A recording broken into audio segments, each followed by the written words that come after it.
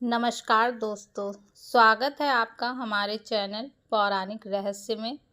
आज हम बात करेंगे एक ऐसे व्रत की जिसे आस्था का सबसे पवित्र पर्व कहा जाता है, छठ पूजा। ये सिर्फ एक पूजा नहीं बल्कि वो सच्ची भक्ति है जो सूर्य भगवान और छठी मैया के चरणों में संपूर्ण समर्पण के साथ अर्पित की जाती है। कहा जाता है कि इस व्रत में कोई दिखावा नहीं, कोई आडंबर नहीं, बस होती है तो केवल शुद्ध निष्ठा और मातृत्व की भावना। कथा की शुरुआत बहुत प्राचीन काल से होती है।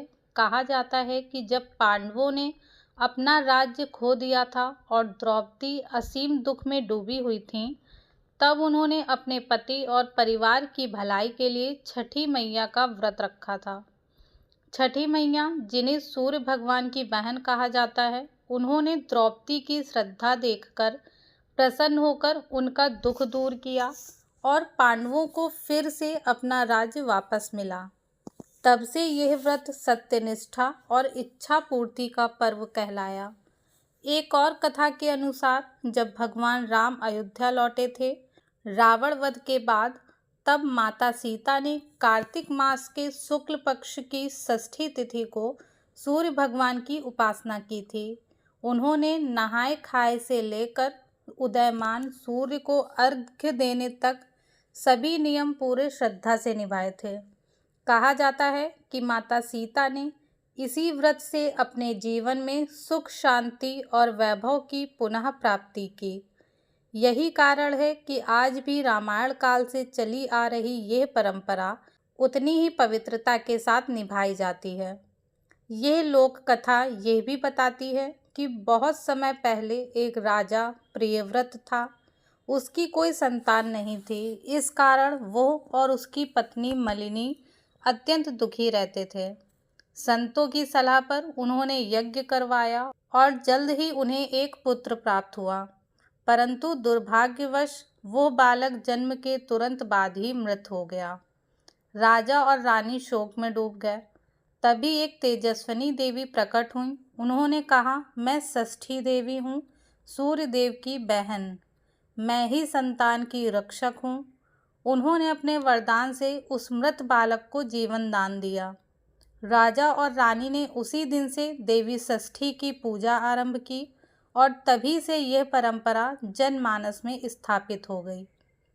छठ पूजा की सबसे विशेष बात यह है कि इसमें कोई पुजारी या विशेष विधि की आवश्यकता नहीं होती। हर भक्त अपनी आस्था और शुद्ध मन से सूर्यदेव और छठी मैया की उपासना करता है। व्रती अपनी शुद्धता का पालन करते हुए 4 दिन तक व्रत रखते हैं। नहाए खाए से शुरुआत होती है, फिर खरना, संध्या अर्घ्य और अंत में उषा अर्घ्य देकर व्रत की पूर्णता होती है। हर चरण में एक प्रतीक छिपा है, शरीर की शुद्धि, मन की पवित्रता और आत्मा का समर्पण।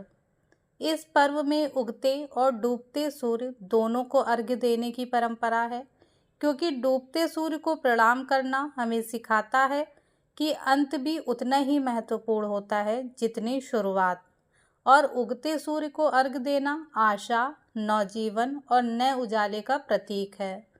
छठ का प्रसाद ठेकुआ, रसियावा और गुड़ का खीर सिर्फ स्वाद नहीं बल्कि परिश्रम और पवित्रता का प्रतीक है। हर घर में मिट्टी के चूल्हे पर प्रसाद बनता है, जिसमें ना किसी चम्मच का प्रयोग होता है, ना किसी धातु का बर्तन, बस प्रेम और श्रद्धा की अग्नि में पका प्रसाद। आज भी जब घाटों पर लाखों महिलाएं जल में खड़ी होकर हाथ जोड़ती हैं, तो लगता है मानो धरती और आकाश दोनों सूर्य देव के चरणों में झुक गए हों। वो दृश्य सिर्फ भक्ति नहीं बल्कि मातृत्व, तपस्या और जीवन की ऊर्जा का संगम होता है। कहा जाता है कि जो भी सच्चे मन से छठी मैया का व्रत करता है, उसकी हर मनोकामना पूरी होती है। वो न केवल संतान की रक्षा करती हैं बल्कि घर में सुख, समृद्धि और निरोग जीवन का आशीर्वाद देती हैं। छठ पूजा हमें सिखाती है कि जीवन में चाहे कितनी भी कठिनाई क्यों ना आए, अगर श्रद्धा सच्ची हो और मन पवित्र तो भगवान अवश्य सुनते हैं।